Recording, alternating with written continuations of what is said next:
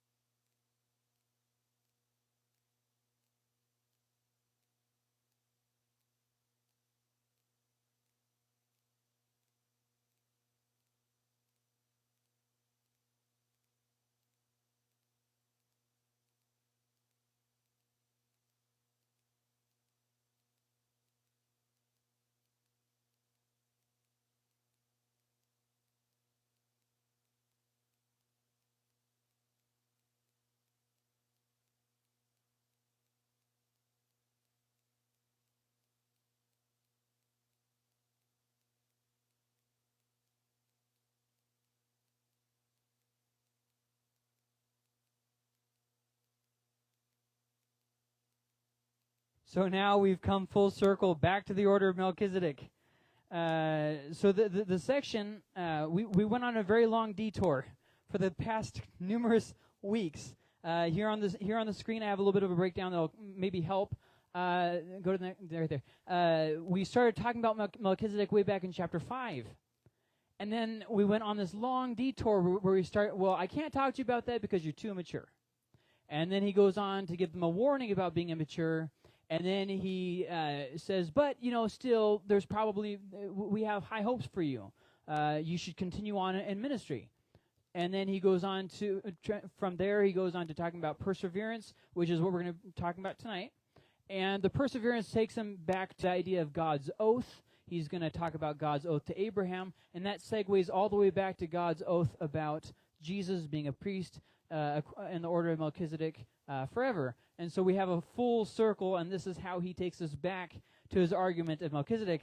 And he's going to be on this for quite a while. I believe his discussion of Jesus as priest, I think, goes for 2 chapters. And he's finally going to answer the questions that the Jews have been wondering. How can Jesus possibly be a high priest when he wasn't even a Levite? How is this even a thing? When did he become the high priest? Now, all these different questions that the Jews are wondering, he's going to answer it. Finally, we're going to get there. But let's first look at the section tonight. So where we left off last time was in Hebrews chapter 6, and this is what it says. The last bit of verse 12, be imitators of those who inherit the promises through faith and perseverance. So now he's going to give an example of someone who inherited the promise through faith and perseverance. But he does it in a very weird way. This is his transition here, but look how he does it. For when God made a promise to Abraham. See, we're talking about people who inherited the promise by faith and perseverance, but he starts off talking about about God instead of about Abraham. And so that kind of brings up the question, why on earth, what does this, God's promise, have to do with Abraham having faith and perseverance? And there's 2 reasons why he starts off the section emphasizing God's promise over Abraham's faith and perseverance. He's going to switch between the 2, but the reason why he emphasizes God's oath as an aspect of this is because this shows, let me say it like this. God and God's oath is the basis of our faith and perseverance. The same as the basis of Abraham's perseverance was God's oath. So by starting off this sentence, for when God made a promise to Abraham, God made a promise to Abraham, since he had no one greater, he's emphasizing God's aspect in this. Abraham wasn't just putting his faith and perseverance in a feeling or in what was going on in the world. It was rooted on God's oath. And then the second reason why he starts it off with that is because by emphasizing God's oath to Abraham, it can connect it with the next section of God's oath to Jesus, that he will be a priest of the order of Melchizedek forever. So it's kind of a way of letting you, the reader or listener, know, hey, we're getting back to the subject content. So Abraham is definitely the focus, though. And that takes us to the twin ideas of of faith and perseverance. It's really two sides of the same coin. Because when we ask the question, well, what is faith and what is perseverance? This is basically what we have. Faith is trust. You're trusting in God. That's what faith is. You don't have faith in your faith, like, okay, well, if I can conjure up a strong enough feeling. No, that's feelings. Faith is a steadfast trust regardless of whatever you feel. It's a trust in God. So then what is perseverance? It's the other side of the exact same coin. Perseverance is long-term trust. So faith is kind of like, that's a thing, but perseverance is like the thing continuing on into the future. Okay. And even when you don't want to, when you still have faith, that's perseverance. Basically, faith combined with troubles that doesn't give up, that's perseverance. So that takes us to verse 14, which says, I will indeed bless you. And this is God's oath to to Abraham. I keep saying Moses. To Abraham, I will indeed bless you, and I will greatly multiply you. So this is a quote. Does anybody know where this quote is from? Genesis? Do you know where? Oh, so you looked it up. Okay, so what does it say? 22:17. Now, it probably says what's happening in that chapter too. Does it say what's happening in Genesis 22?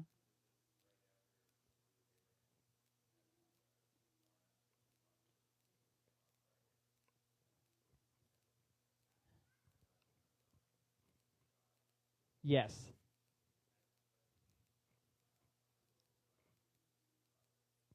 Yes.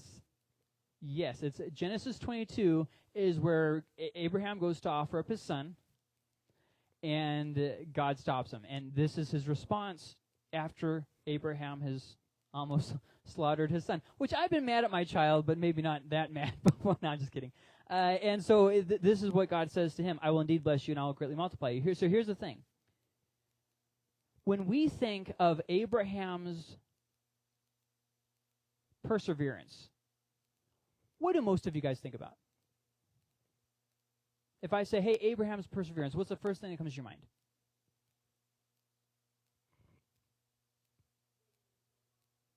Waiting so long for a child. That's the first thing that comes to my mind. But that's not what Hebrews is talking about. And this is something I have taught out of Hebrews before. I've studied Hebrews for years. And this week was the first time I caught something that was being said here. And this just blows me away. Okay, so Abraham, God's talking to Abraham. He tells him this, and this is something the author of Hebrews is going to return and talk about again in Hebrews chapter 11. He's going to talk about Abraham's sacrifice and whatnot. So remember that when we get down to chapter 11 and however long that takes. But the focus here isn't on the years that he spent waiting. It's spent on the perseverance that Abraham had in sacrificing his son. The emphasis here, and I think I have it on the screen, the emphasis here is Abraham is persevering under trial, not his persevering for years for a son. Which is important because remember, the Hebrews are in a place of struggling and they want to give up. They are tired. They just want to go back to being a Jew and get done with this whole nonsense of the trials and tribulations. And he's telling them, no, you need to be urged back into this. And so what does he use? He uses Abraham, and everybody is thinking the same thing. Yeah, he waited a long time for that promise. But this part that he actually brings up is the part where he had to persevere in sacrificing his son. His son, the one that was going to carry on the sacrifice. The blessing. So, in Genesis 22, which I had also never noticed before this read-through, God literally swears by himself. He says this. It says, then God, this is Genesis chapter 22, verse 16 or something. It says, then God spoke to Abraham a second time. And then this is what he says. He says, let me think. Just hold on for just a second. He goes, maybe I wrote something down. Okay, he says, I swear by myself. Then he goes on to talk about the thing that we just read about, I will bless you and all that stuff. It's a whole long section, is why I didn't take the whole thing and put it up there. But it goes from verse 15 or 16 all the way through verse 18 or something. And it's God literally swearing by himself and then makes the promise to Abraham. So this is going to be important. This is going to come right up in the next verse. So verse 15. And so after waiting patiently, Abraham obtained the promise. after waiting patiently through sacrificing his son, he obtained the promise of the son returned to him. So, this might seem a little bit odd, but you have to remember, he waited for the son, and when he finally got the son, God tells him, hey, you have to sacrifice your son. So he has to go that night. Then the next day he has to travel all the way there. And then he has to bind his son. And then he has to get ready to sacrifice his son. The whole time the son's like, hey, Dad, what's going on, buddy? Where's the sacrifice, buddy? I thought we were going on a father-son hunting trip. This doesn't look good. And then he has to go through that. Which I wonder how bad of trust issues this guy had with his father after this. I'm not going hunting with you, Dad. I know how that goes. Nuh-uh. Anyways, so God swore by himself, then he makes an oath to bless and multiply. And then we get to verse 15. Waiting patiently, Abraham obtained the promise. Now, why would he mention this? Because he's prompting his audience to also wait patiently. Abraham waited patiently and attained the promise. Abraham waited patiently. You know what I mean? It's almost like he's kind of ushering them on. You should be patient too. Don't give up yet. So verse 16 then goes on to say, for people swear by something greater than themselves. And for them a confirming oath ends every dispute. Do you see how naturally he transitioned between talking about Abraham to talking about God? And that is why he started the section talking about God's promise to Abraham, and then he finishes the thought about Abraham gaining it by faith and perseverance, and now he can segue right back to God's oath, which will take us back to Melchizedek. This is a very good writer in Greek, and it actually translates to English pretty well too. For people swear by themselves, swear by something greater than themselves, and for them a confirming oath ends every dispute. So, and this returns to the idea of God making a promise from verse 13, and I'll be on the screen now. For when God made a promise to Abraham, this is back in verse 13, since he had no one greater to swear by, he swore by himself. And then if you skip the part about Abraham, we're right back here. For people swear by something greater than themselves. And it just perfectly fits together. So, it kind of shifts between God's oath and Abraham. Great way of transitioning thoughts there. And so this verse is basically an observation. He's saying people generally will do this. They'll swear by something greater than themselves. That's typically how people will do it, and they'll make an oath to end a dispute. This is true in legal situations too, and then also it's true in religious aspects too. In that same way, now we get to verse 17. Because God wanted to show his unchangeable purpose even more clearly to the heirs of the promise, he guaranteed it with an oath. So let's kind of break this apart. First off, God wanted to show his unchangeable purpose even more clearly to us than he did to Abraham. Isn't that what he just said? God wanted to show his unchangeable purpose even more clearly to the heirs of the promise. Who are the heirs of the promise? Well, we are. So he wanted to show it even more clearly to us. So what oath is he talking about? Well, there's a lot of oaths that have been mentioned in this part, but in this specific part, he's talking about the oath that he quoted in verse 14, where I will greatly multiply you and all that. And this is gonna transition us to the next oath that he's going to talk about Jesus being the priest forever, which he's already brought up once. And so that we are left with two main reasons for the oath. Okay, these are the two reasons for God's oath. Because God wanted to show his unchangeable purpose even more clearly to the heirs of the promise, he guaranteed it with an oath. So the first reason for the oath was so that he could show his unchangeable nature of his purpose. That his promises are not changing. He's not like a shifting shadow. He is firm. His promises are firm. He is a constant, and his promises are a constant. It's something that's unchangeable. His purpose is also part of that promise, and that purpose doesn't change either, that people would be saved. So then we get to the second of the reasons for the oath in the next verse, in verse 18.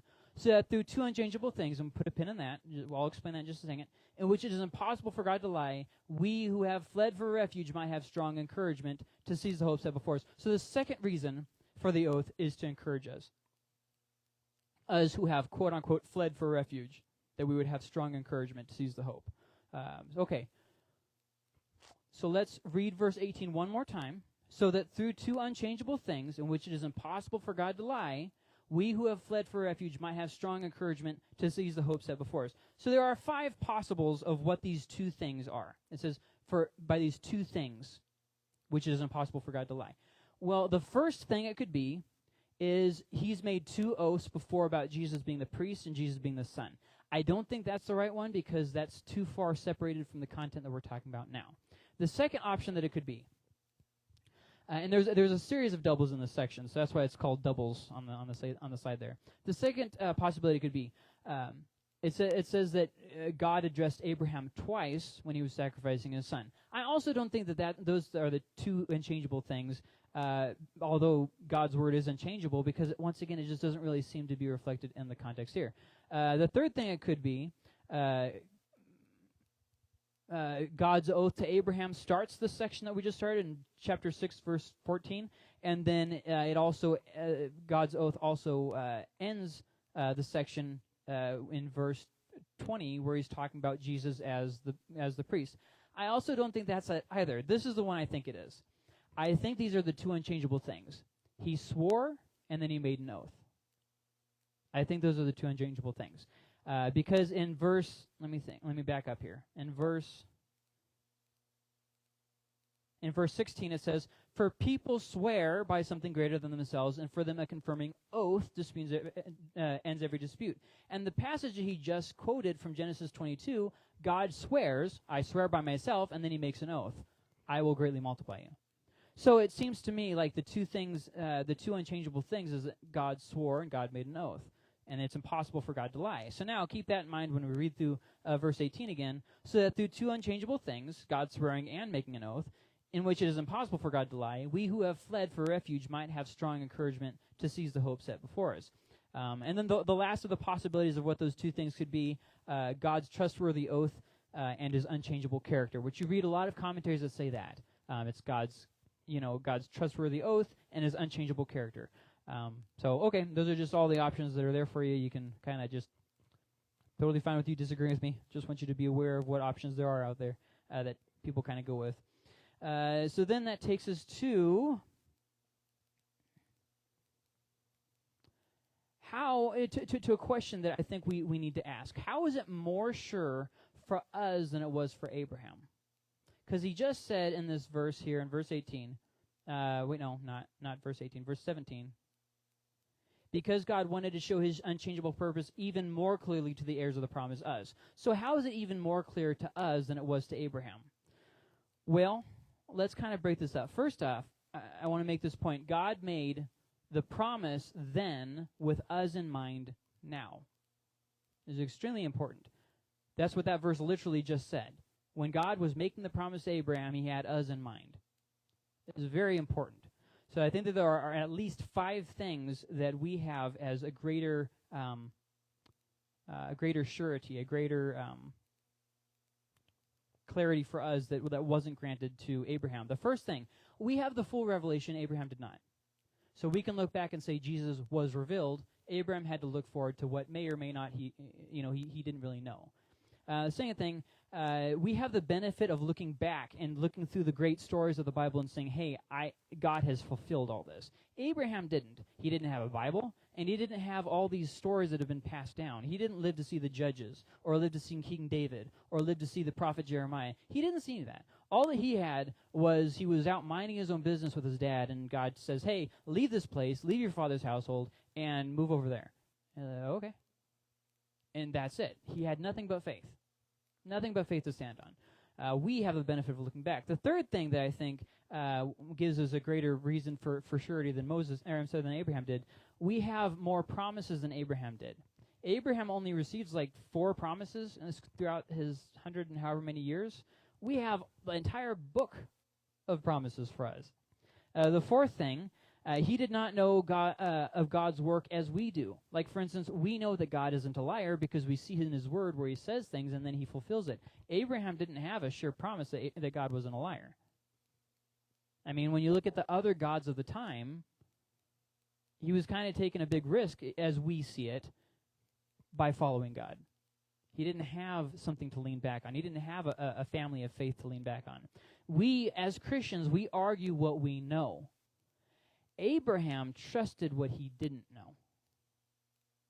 There's a big difference between those two things. So then the fifth reason for our surety, God's proven promises back then ensures his character in future promises now. See, we, as Christians, we can stand on faith for God's promises for our future, from the resurrection to our kids and all kinds of things, because we can look back on the promises that he did before.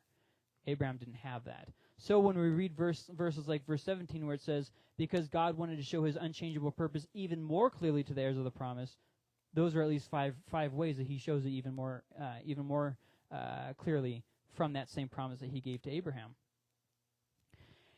And that takes us to, a few more things I want to look at in this verse itself. It says in verse 18, we who have fled for refuge, this is the second half of the verse, we who have fled for refuge might have strong encouragement to seize the hope. What have we fled for refuge from? Well, trials of life, yeah, sure, but also sin. At the end of those two things, I don't think one's more important than the other. I think that it's both a part of being saved. And then, of course, that gets us through the second reason for the oath, which I already mentioned, that it's encouragement for us to take hold of the hope set before us. So with that being said, we can go to verse 19. If I lost you, Grace, it's slide 33, which says, we have this hope as an anchor for the soul, firm and secure. It enters the inner sanctuary behind the curtain. One of the biggest misquotes of this verse is saying that the hope is Jesus. And I understand why people make that mistake, but the hope is hope. The hope isn't Jesus. Okay, so let's kind of break this down. Our hope gives us stability and security. We have this hope as an anchor. It is an anchor for us. When you think of an anchor, I mean, the times we live in now, just as back then, they're very infirm days that we live in. But God's character and God's oaths are a firm anchor for us. We can kind of lean into that, and that's kind of where we can place our hope, is in God's character and God's promises. So if you notice here in the second part of the verse, and I'm going to build on this, but I just want to cite not rabbit trail, but just slight note. It says it enters in the inner sanctuary behind the curtain. This goes into the Holy of Holies in the temple, which is like the intersection, the part that the curtain that was ripped when Jesus died. And this is another one of those arguments for the temple not having yet been destroyed when the book of Hebrews was written, because he's talking about it as though it's still a present current reality. So once again, that kind of gives us the idea that Hebrews was written before 70 AD. And now we can go to verse 20 and kind of build on this, why I'm saying that the hope is not Jesus. Let's keep plowing ahead.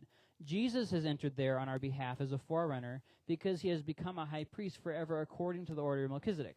So Jesus enters as a forerunner so that we can follow. And he's going to build on this idea later and going to say about how we can enter before God's throne of grace because of what Jesus has done. So the reason why it says Jesus has entered there on our behalf as a forerunner is because we are meant to also approach the throne of God. Obviously not as intercessors, but with boldness for our forgiveness, that we should approach him. So because he has become a high priest forever according to the order of Melchizedek, he's always there to stand in the gap for us. So Jesus is able to be the high priest because he's able to stand in the gap for us because he is the high priest in the order of Melchizedek. So now that we've kind of looked at that, let's back up real quick. This is really the last thing we're going to look at here is the anchor and the hope and all that. Okay, what is the anchor? Well, if you look in the verse, it says in verse 19, we have this hope as an anchor. So the anchor is hope. So then, if the anchor is hope, we could say it in a couple different ways. So hope is our anchor. It's the reason we approach his throne, as Jesus did. So then, if the anchor is hope, what is the hope? Well, some people think it's Jesus, and the reason why they think that it's Jesus is because he says this: it enters the inner sanctuary behind the curtain. But the problem is Jesus isn't it, right? Now, I think that it's important not to get lost in the metaphor. Okay? So the hope is our anchor in life, and it goes into the Holy of Holies, where Jesus also went. Okay? So we're talking about two separate things that are going behind the curtain. So if it was both Jesus, why would he separate them? Why wouldn't he have said it more like this? We have this hope as an anchor for the soul, firm and secure. He enters the inner sanctuary behind the curtain as our forerunner. Why wouldn't he have said that? Why would he make it worded in such a way where it sounds like two separate things? Because it is two separate things. The hope that he's talking about is Christian hope generally. So the hope given by God when we're saved, that surety of our salvation that we get inside when we're saved. The hope that springs up from his promises and from the work that he did on the cross and the work that he's still doing in heaven. That Christian hope that you have where you know that this isn't the end.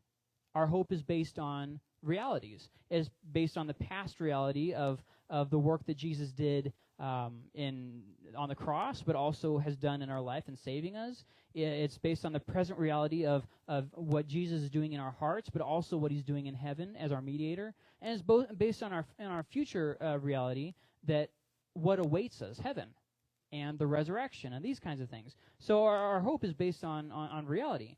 However, Jesus is the full realization of our hope.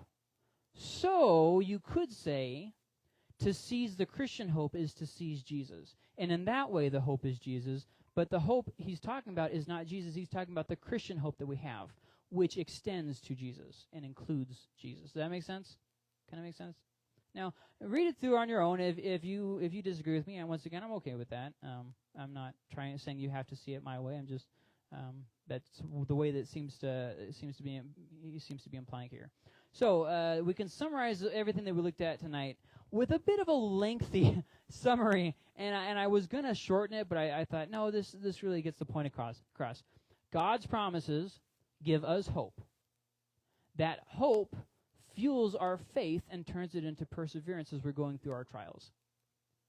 So it's kind of a process that we face. And that kind of summarizes verses 13 through 20. And now, the next section that we're going to look at, which is not next week, I'll get to that in just a second, he's going to talk about Jesus as a priest in the order of Melchizedek. What does that mean? Who is Melchizedek? All those things, the Levites and all this different stuff. He's going to answer all those questions. But so that closes off this section. So before we get to closing this off, are there any questions about Hebrews or anything we talked about tonight?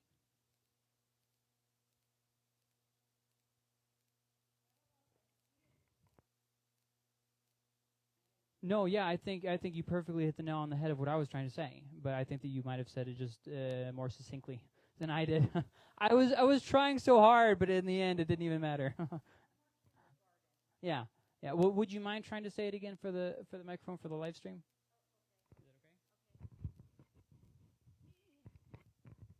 Okay, so I feel like where it says, we have this hope as an anchor for the soul, firm and secure. It enters the sanctuary behind the curtain where our forerunner Jesus has entered on our behalf.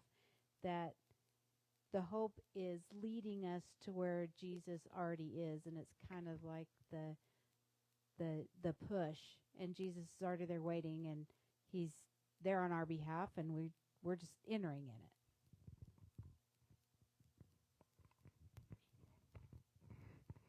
Thank you for that. Any other questions or comments before we wrap this thing up? Don't want to cut anybody off or anything. We're good? Okay. All right. Lord, we thank you for your word. We thank you for this time we spent together. I just pray that you bless everybody who's here. Help them to have a good rest of their week. That as they're studying your word, that you would just show them things they've never seen, that as they pray, you would just speak in their heart in ways you've never spoken to them before. That they would grow and that they would just experience you afresh in their life and in their families. You would do a work that's beyond anything that we could ever hope or imagine, Lord. We thank you, Lord, for all that you've done. Amen.